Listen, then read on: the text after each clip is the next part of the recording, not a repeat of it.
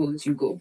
And so my question now is going to come back to family. How do you ensure that your children who are currently being raised abroad and the European side of the world, how are you sure that they are sticking to the morals that you and your husband have, given them as a foundation to grow, especially knowing how the world is now?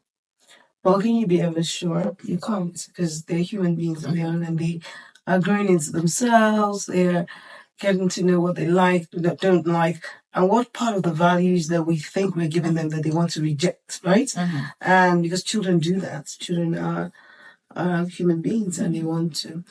The only thing I can say is that it has to be God and the Holy Spirit that brings them up.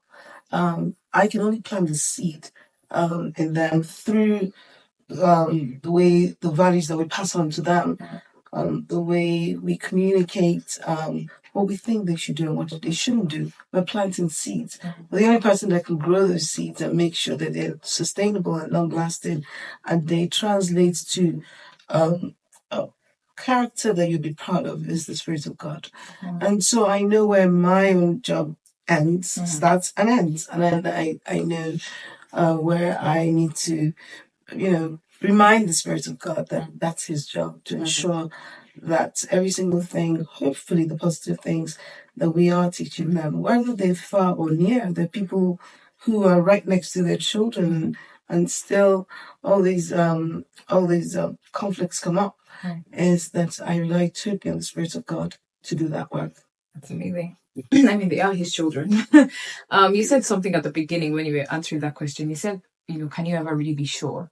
And that's honestly the truth. Can you ever be sure? Mm-mm. So does that scare you? The fact that you don't know for sure, does it ever scare you? Do you ever wake up in the middle of the night and like, oh my goodness, my children, I hope that John is doing what he's meant to be doing, Isabel, Annabelle, I hope that they're reading or studying. Does it ever scare you? If yes, how do you navigate, those seasons?